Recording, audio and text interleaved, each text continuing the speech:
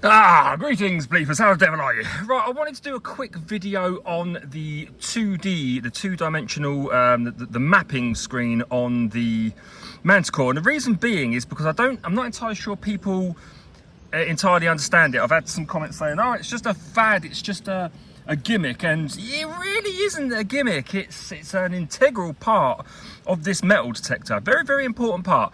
Now, it shouldn't solely be relied upon.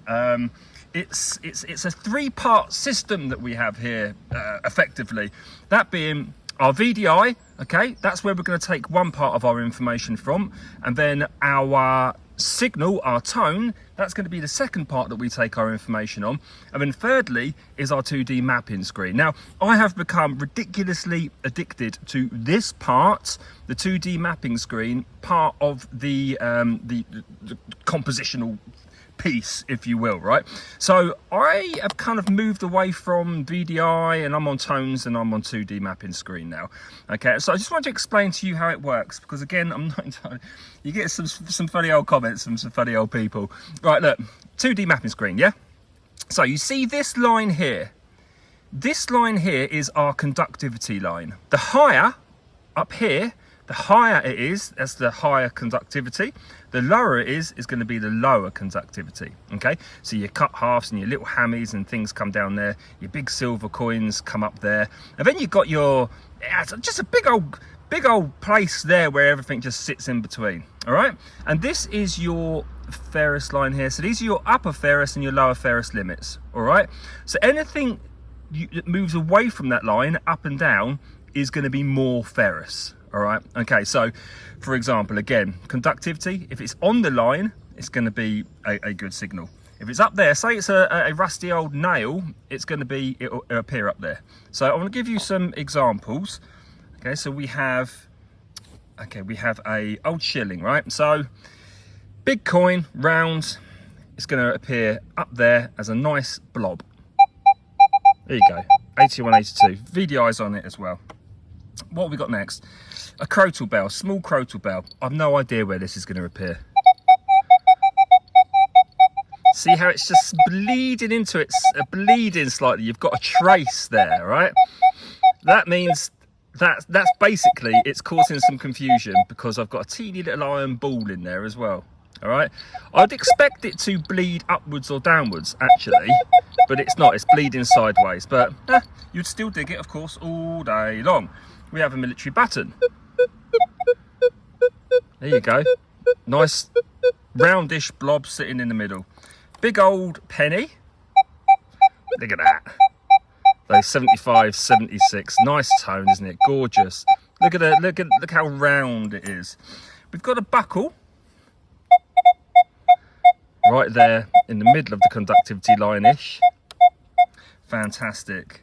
We've got ourselves a sixpence. Low conductor, yeah? You're going to get gold down here, okay? You're going to get gold down there, all right? You've got to dig it. 18, consistent. Look at that little round dot, telling you exactly that is on that conductivity line. A 50p piece, up a little higher. And then we've got a lead bag seal. A little bit more iffy. Yeah, kind of a bleeding sideways. Again, I would expect, I think it's probably because of the shape of it, the fact that it's roundish, I'd expect that to be bleeding down. I find that my lead is coming down into these little zones here, just beneath the conductivity line. Yeah, and obviously, a lot of countries, they are completely bypassing lead, like, you know, places like Australia and things like that. They don't want lead. They do not want lead. In this country, you've got medieval bag seals, you've got farmers tokens, you've got papal bullas, you've got pilgrims tokens, you've got loads of things. Pound coins, try that. Look at that. Sexy. Up there. What a lovely signal. Now then, let's take that a step further and consider our ferrous limit here, our ferrous line there, yeah? So we should be discriminating out stuff like that. Oh, it's going to find it difficult, right? It's because they've got iron cores, pennies. Watch, look, see that blob up there? Now you can, of course, bring that back in if you want, but I'm just giving you the example of what iron's going to do. Yeah, so again, We have a, oops a daisy. We have a nail, not rusty. Where's it gonna go? Look at that, sitting up there in that ferrous zone. It's a ferrous piece of metal. We don't want to be digging it, yeah? So you're getting a bit of a signal there, kinda, nah, not really.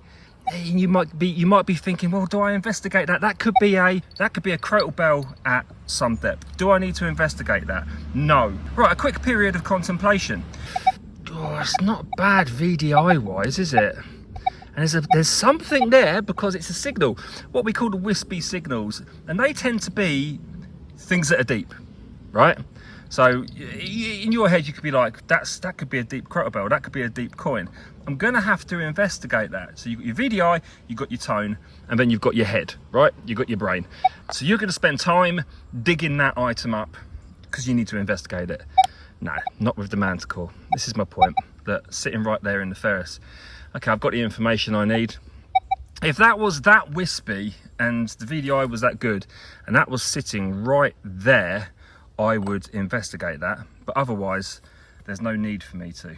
So there you go, there's a quick explanation of the 2D mapping on the Manticore. I think it's fantastic, I really do, and it's certainly worth some investigation if you own a Manticore, because we've got these 3 ports, these 3 calls of information now, if you will. Anyway, I hope it helped in some way, my friends, and I shall see you in the next video.